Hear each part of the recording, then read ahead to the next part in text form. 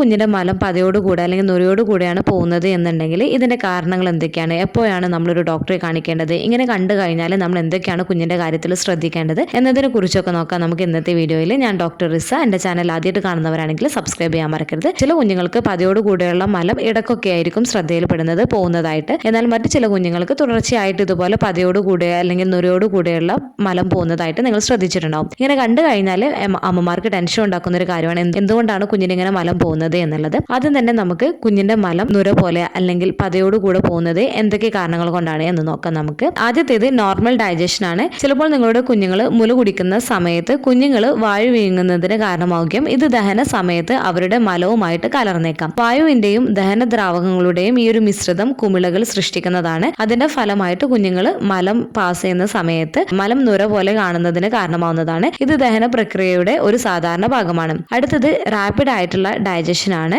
മുതിർന്നവരെക്കാൾ വേഗത്തിലുള്ള ദഹന പ്രക്രിയയാണ് കുഞ്ഞുങ്ങൾക്ക്. അവരുടെ ശരീരം ഭക്ഷണം പ്രോസസ് ചെയ്യുന്ന വേഗത ചിലപ്പോൾ മലത്തിൽ കുമിളകളോ അല്ലെങ്കിൽ നുരയോ രൂപപ്പെടാൻ ഇടയാക്കുന്നതാണ്. അടുത്തത് മ്യൂക്കസിന്റെ കണ്ടന്റ് ആണ്. മലത്തിൽ മ്യൂക്കസ് അടങ്ങിയിരിക്കാം. ഇത് കുടലിലൂടെ മലം നീങ്ങാൻ സഹായിക്കുന്ന വഴുവഴുപ്പുള്ള ഒരു വസ്തുവാണ്. ചില സന്ദർഭങ്ങളിൽ മ്യൂക്കസ് ഒരു നുര പോലെ രൂപപ്പെടുത്തിയേക്കാം. അടുത്തത് ഫോർ മിൽക്കും ഹൈൻ മിൽക്കിലും ഉണ്ടാവുന്ന അസന്തുലിതാവസ്ഥയാണ്. കുഞ്ഞുങ്ങൾക്ക് ആദ്യം കിട്ടുന്ന പാല് ഫോർ മിൽക്കും പിന്നീട് കുഞ്ഞുങ്ങൾക്ക് കൊഴുപ്പോട് കൂടെ കിട്ടുന്ന പാലാണ് ഹൈൻ മിൽക്ക്. മുലപ്പാൽ കുടിക്കുന്ന കുട്ടികൾക്ക് ആവശ്യത്തിന് ഹൈൻ മിൽക്ക് ലഭിച്ചിട്ടില്ല എന്നുണ്ടെങ്കിൽ നുരയായ മലമുണ്ടാക്കാം. മുലപ്പാലിലെ പഞ്ചസാര ആയിട്ടുള്ള ലാക്ടോസിന്റെ ദഹനം മന്ദഗതിയിലാക്കാൻ ഹൈൻ മിൽക്ക് സഹായിക്കുന്നതാണ്. ഒരു കുഞ്ഞിന് ആവശ്യത്തിന് ഹൈൻ മിൽക്ക് ലഭിക്കുന്നില്ല എന്നുണ്ടെങ്കിൽ ലാക്ടോസ് പൂർണ്ണമായി ദഹിപ്പിക്കപ്പെടാതെ ഗ്യാസിലേക്കും നുരയും കലർന്ന മലത്തിലേക്ക് നയിക്കുന്നതാണ്. ഇത് ഓവർ ഫീഡ് ചെയ്യുന്നതാണ്. നിങ്ങളുടെ കുഞ്ഞിന് അമിതമായിട്ട് ഭക്ഷണം നൽകിയാൽ അവർക്ക് ദഹിപ്പിക്കാൻ കഴിയുന്നതിനേക്കാൾ കൂടുതൽ ലാക്ടോസ് എടുത്തേക്കാം. ഇത് മലം നുരയാകുന്നതിന് ഇടയാക്കുകയും ചെയ്യുന്നതാണ്. ഇത് അമ്മയുടെ മുലപ്പാല്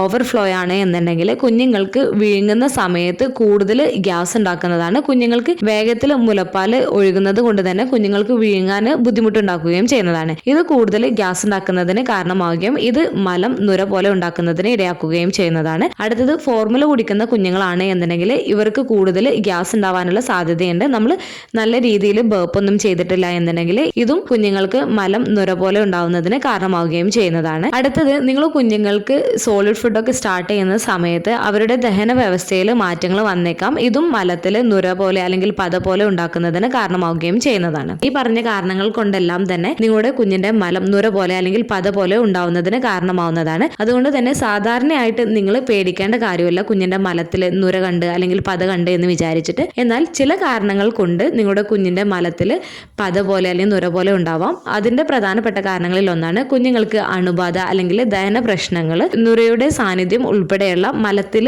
മാറ്റങ്ങൾ വരുത്തിയേക്കാം. ഇത് മാറാതെ കുഞ്ഞുങ്ങൾക്ക് വയറിളക്കം ഉണ്ട് അല്ലെങ്കിൽ മലത്തിൽ രക്തം അല്ലെങ്കിൽ കുഞ്ഞുങ്ങൾക്ക് അസ്വസ്ഥതയുടെ ലക്ഷണങ്ങൾ എന്നിവ പോലുള്ള മറ്റ് ലക്ഷണങ്ങൾ ഉണ്ട് എന്നുണ്ടെങ്കിൽ തീർച്ചയായിട്ടും നിങ്ങൾ ഡോക്ടറെ കാണിക്കുകയും ചെയ്യേണ്ടതാണ്. മറ്റു രോഗലക്ഷണങ്ങളൊന്നും കുഞ്ഞിനില്ല, കുഞ്ഞ് നല്ല ആരോഗ്യത്തോടു കൂടിയാണ് ഇരിക്കുന്നത്, കുഞ്ഞ് നല്ല പോലെ തന്നെ ഭക്ഷണമൊക്കെ കഴിക്കുന്നുണ്ട് എന്നുണ്ടെങ്കിൽ കുഞ്ഞിൽ ഇടയ്ക്കിടെയുള്ള നുരയോടുകൂടെയുള്ള മലം സാധാരണയായിട്ടാണ് കണക്കാക്കപ്പെടുന്നത്. ഇത് വളരെ പ്രധാനമായിട്ടുള്ള ഒരു കാര്യമാണ്. എന്നിരുന്നാലും നിങ്ങളുടെ കുഞ്ഞിന്റെ മലം അല്ലെങ്കിൽ മൊത്തത്തിലുള്ള ആരോഗ്യത്തെക്കുറിച്ച് നിങ്ങൾക്ക് എന്തെങ്കിലും ആശങ്കയുണ്ട് എന്നുണ്ടെങ്കിൽ തീർച്ചയായിട്ടും നിങ്ങൾ ഡോക്ടറെ കാണിക്കാൻ വേണ്ടിയിട്ട് നിങ്ങൾ ശ്രദ്ധിക്കുകയും ചെയ്യേണ്ടതാണ്. അപ്പോൾ നമ്മൾ ഡോക്ടറെ കാണിക്കേണ്ട സിറ്റുവേഷൻ എന്ന് വെച്ചാൽ നുരയോടുകൂടെയുള്ള മലത്തോടൊപ്പം തന്നെ മലത്തിൽ രക്തം കാണുന്നുണ്ട്, അതോടൊപ്പം തന്നെ മ്യൂക്കസ് പോലെ നല്ല രീതിയിൽ കാണുന്നുണ്ട് എന്നുണ്ടെങ്കിലും കുഞ്ഞിന് പനിയോ ഛർദിയോ ഉണ്ട് എന്നുണ്ടെങ്കിൽ കുഞ്ഞിന്റെ ഭാരം കൂടുന്നില്ല അല്ലെങ്കിൽ കുഞ്ഞിന്റെ ഭാരം കുറഞ്ഞുകൊണ്ടിരിക്കുകയാണ് എന്നുണ്ടെങ്കിൽ കുഞ്ഞിന് മറ്റ് അസ്വസ്ഥതകളും ബുദ്ധിമുട്ടുകളൊക്കെ കാണിക്കുന്നുണ്ട് എന്നുണ്ടെങ്കിൽ നിങ്ങൾ തീർച്ചയായിട്ടും ഡോക്ടറെ കാണിക്കാൻ വേണ്ടിയിട്ട് നിങ്ങൾ ശ്രദ്ധിക്കേണ്ടതാണ്. ഇനി നിങ്ങളുടെ കുഞ്ഞിന്റെ മലം നുരയോടുകൂടെ അല്ലെങ്കിൽ പതയോടുകൂടെ മലം ഇല്ലാതിരിക്കുന്നതിന് വേണ്ടിയിട്ട് സഹായിക്കുന്ന ചില ടിപ്സുകൾ എന്തൊക്കെയാണെന്ന് നോക്കാം. അതിലൊന്നാണ് മുലപ്പാൽ കുടിക്കുന്ന കുഞ്ഞുങ്ങൾക്ക് കുഞ്ഞ് കറക്റ്റ് ആയിട്ടാണോ ലാച്ച് ചെയ്തിട്ടുള്ളത് എന്ന് നിങ്ങൾ നോക്കേണ്ടതാണ്. അതുപോലെ തന്നെ ഒരു ബ്രസ്റ്റിലുള്ള പാല് കംപ്ലീറ്റ് ചെയ്തതിന് ശേഷം മാത്രമേ നിങ്ങൾ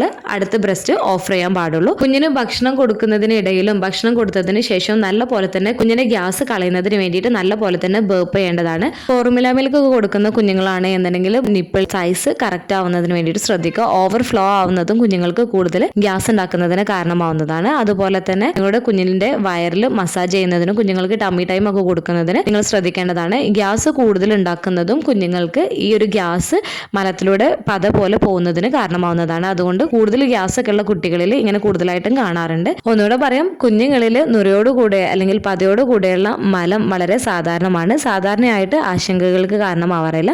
എന്തൊക്കെ കാരണങ്ങൾ കൊണ്ടാണ്, അതുപോലെ തന്നെ എപ്പോഴാണ് നമ്മളൊരു ഡോക്ടറെ കാണിക്കേണ്ടത് ഇങ്ങനെയുള്ള സിറ്റുവേഷനിൽ എന്നതിനെക്കുറിച്ച് നിങ്ങൾക്ക് ഈ ഒരു വീഡിയോയിൽ നിന്ന് മനസ്സിലായിട്ടുണ്ടാവുമെന്ന് വിചാരിക്കുന്നു. ഈ ഒരു വീഡിയോ നിങ്ങൾക്ക് യൂസ്ഫുൾ ആയിട്ട് തോന്നിയിട്ടുണ്ട് എന്നുണ്ടെങ്കിൽ മറ്റുള്ളവർക്കും കൂടെ ഷെയർ ചെയ്ത് കൊടുക്കുക. എന്തെങ്കിലും ഡൗട്ടുകൾ ഉണ്ടെങ്കിൽ കമൻ്റ് ആയിട്ട് ചോദിക്കാവുന്നതാണ്. അടുത്തൊരു വീഡിയോയിൽ കാണുന്നത് വരെ ബൈ.